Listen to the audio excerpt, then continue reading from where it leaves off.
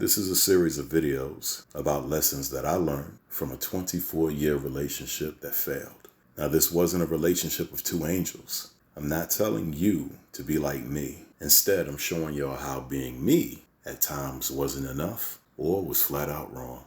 Enjoy. Keep in mind that I'm 50 years old. So that means that I had known this person for damn near half of my life. Man, we were young when we met.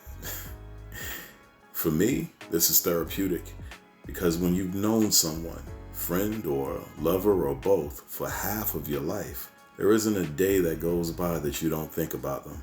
And so you may just say, why don't you reach out to them? Well, when these videos are all done, maybe you'll understand why eventually it'll be up to her to reach out to me. And that is something that she may never do. There's just far too much emotion between us. Since I'm not the only person who has ever loved someone hard and yet had to walk away, these videos may resonate with someone else out there. Now, disclaimer, and I'm just putting this out here. I know you guys are gonna do what you do. Please, I beg you, please judge however you want to. That's your right. But just understand that whatever your judgment, you do not have all of the facts. You don't know me. You don't know the other person. You've no idea of the dynamics of what we had to endure to be around for the 24 years we were a couple. You, the listener, are only judging bits and pieces of things you've no doubt heard before in relationship books or blogs. In other words, there's probably nothing new to see or hear with this series. But for me, well, as I said, it's therapy. I miss her. And I wished our last 5 years hadn't gone to shit, but they did.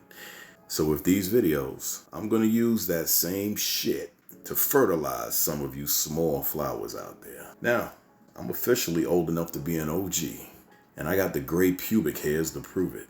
So if you're half my age, take heed to these videos. But I also have a video or two down the line for the middle-aged and women going through menopause. I will title those videos appropriately so that you can just go right to those if that's what you want to do.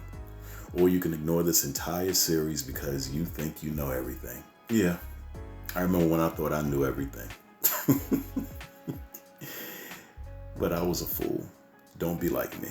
So let's talk about the first thing I learned. When we are vulnerable, we can end up doing some dumb and shameful things.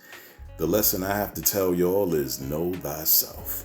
Because if you take the time to look at your inner mirror, you'd acknowledge the truth of who you are, unless you've conditioned your inner mirror to lie as well. I've seen that. Usually the most egotistical and arrogant person you know has an inner mirror that shows their low self-esteem. That's the real you. And I'm telling y'all, don't ignore that mirror.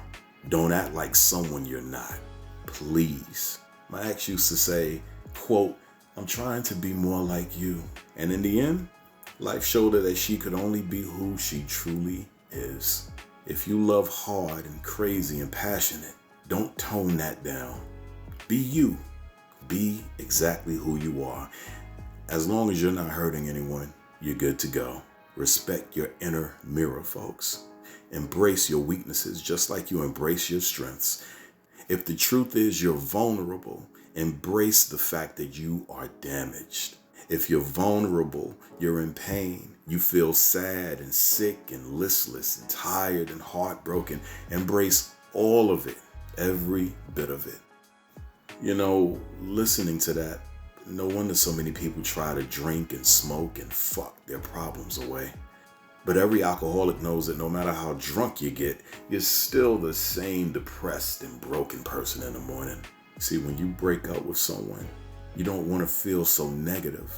And so you attempt to have new moments because you're sick and tired of the dark moments.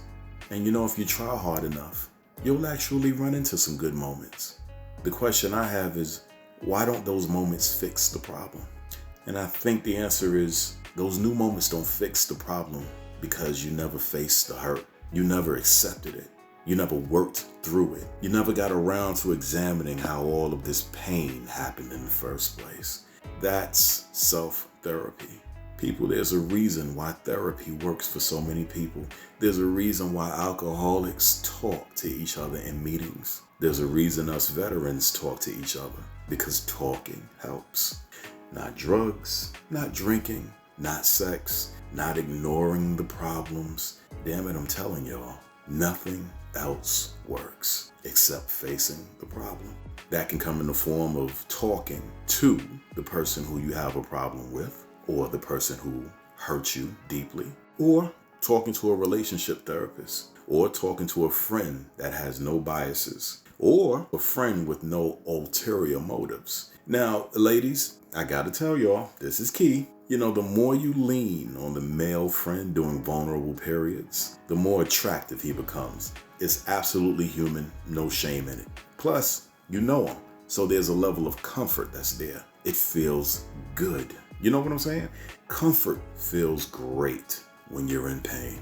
However, you have a big chance of being very foolish and screwing up a friendship by having sex with the dude. And you're going to wind up complicating matters and still not solving the heartache you had in the first place. Even if the dick is good, he is still the rebound guy. He is still not the guy who truly hurt you. You're just using him. And if he always wanted to smash, now he's using you. Because oftentimes, these male friends, they won't stick around because they got what they wanted. Ladies, men who want to fuck you are patient. Don't hate the player. I'm just telling you all about the game. Vulnerability is how y'all give up real easy ass. So please, take it from me, girls. Be aware. Know when you're vulnerable. I myself, I've been vulnerable for years now, but I'm very self-aware of that. But I'm also smart enough to know that there's other things I can be doing. I don't want or need to waste someone else's time. My daughter, she's pretty self-aware. She had a long relationship of 9 years. And even though it's been years since that heartbreak, she listens to her heart. She'd rather focus on getting her life together because relationships require time and attention and sacrifice sometimes. My daughter is trying to find her own passions and direction. And a man that isn't on the same page and patient with her is not going to help her because she knows that, like me, she loves very hard. My daughter is a lover, a giver, and she will sacrifice for the person she loves. So ladies and gentlemen out there, take your time after a breakup. There's no rush. The good feelings that you're desperately seeking can be found again, but you gotta be real and honest with yourself. You gotta accept that what's next will be different. It won't be what you previously had, and it will never be. And it shouldn't be, because the fact that we all love uniquely is part of what makes us all special and memorable. And that's all I have to say about this. On to the next video.